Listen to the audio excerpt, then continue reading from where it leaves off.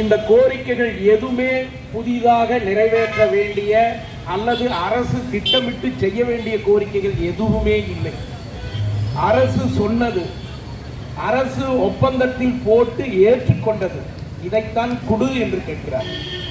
வித்தியாசம் இருக்கிறது. போராட்டங்கள், விலைவாசி ஏறுகிறது, வாழ்க்கை நிலைமை சிக்கலாகிறது, எனக்கு புதிய புதிய கோரிக்கை தேவைப்படுகிறது என்று அந்த கோரிக்கை வைத்து போராடுகிற போராட்டங்கள் தனி. ஆனால் தான் பெற்றதை, தனக்கு கொடுக்க வேண்டியதை கிட்டத்தட்ட பல வருடங்களாக இழந்த ஒரு போக்குவரத்து தொழிலாளியினுடைய போராட்டத்தை தமிழ்நாடு முழுவதும் ஆதரிக்க வேண்டும் என்று சிஐடி சார்பில் நாங்கள் கேட்டுக்கொள்கிறோம். இன்றைக்கு சிஐடி இந்த ஆர்ப்பாட்டத்தை நடத்துவதனுடைய நோக்கம் என்ன? போக்குவரத்து அமைச்சரை திட்டுவதோ தமிழ்நாடு அரசை திட்டுவதோ அல்ல எங்கள் நோக்கம். தமிழ்நாடு அரசு போகிற பாதை, போக்குவரத்து அமைச்சர் அந்த அமைச்சகம் நடந்து கொண்டிருக்கிற விதம், இதை பொதுமக்கள் உணர வேண்டும் என்பதுதான் எங்களுடைய நோக்கம். எந்த கோரிக்கையும் புதிதாக இல்லாமல் கிட்டத்தட்ட பல்லாயிரக்கணக்கான அந்த ஓய்வு பெற்ற ஊழியர்களை, பல்லாயிரக்கணக்கான அந்த போக்குவரத்து தொழிலாளிக்கு கிடைக்க வேண்டிய பலனை ஒப்பந்தத்தில் உள்ளதை தராமல் இழுப்பது நடக்காதமான. போக்குவரத்து துறையினுடைய தாற்பயம் என்ன?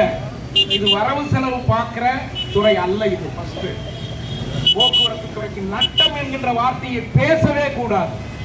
இது ஒரு சேவை நிறுவனம். இந்த சேவை நிறுவனம் உருவாக்கப்பட்டதற்கு ஒரு வரலாறு இருக்கிறது. தனியார் முதலாளியினுடைய கொள்ளை, பல கிராமங்களுக்கு பேருந்துகள் போகாதது, மலைப்பகுதியில் இருக்கிற குக்கிராமங்களுடைய பொதுமக்களுடைய போக்குவரத்து இல்லாதது, இதையெல்லாம் முற்றாக ஒழிக்க வேண்டும் என்றுதான் கலைஞர் அவர்கள் முதல்வராக இருந்த பொழுது அரசு போக்குவரத்து கழகம் உருவாக்கப்பட்டது. அதற்கு முன்பாகவே உலகம் முழுவதும் இந்தியாவினுடைய பல மாநிலங்களிலும் இப்படிப்பட்ட போக்குவரத்து உருவாக்கப்பட்டது. இன்றைக்கும் உலகத்தின் பல நாடுகளில் இந்த பொது போக்குவரத்துக்கு கட்டணமே கிடையாது. இன்றைக்கு இலவச பெண்களுக்கு இலவச பேருந்து வசதி பேசப்படுகிறது. தங்கள் திட்டத்தை பெருமிதம் கொள்கிறார்கள். நியாயம் தான், தப்பில்லை.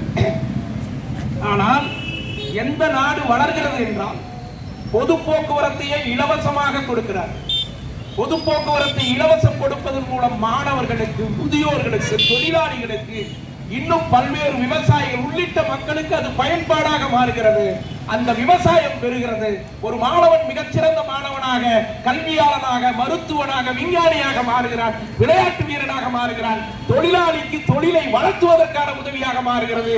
இது ஒட்டுமொத்தமாக அந்த மாநிலத்தினுடைய வளர்ச்சியாக மாறுகிறது. அப்படி ஒரு அடிப்படை இந்த போக்குவரத்து. அதனாலதான் இது சேவை நிறுவனம். இந்த லாப நட்டம் பார்க்கக்கூடாது, நட்டம் நல்லா சொல்லக்கூடாது.